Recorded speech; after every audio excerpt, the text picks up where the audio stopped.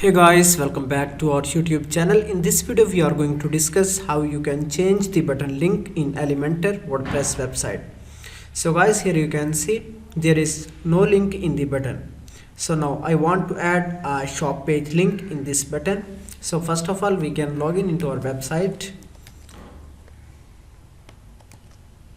Just here I can copy website link, and after that we can add /wp-admin.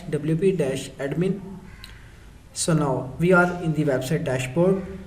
Now go to pages, and after that here you can see these are all the pages. Now here you can see home page. Just click here, add it with Elementor. So now Elementor page builder is loading.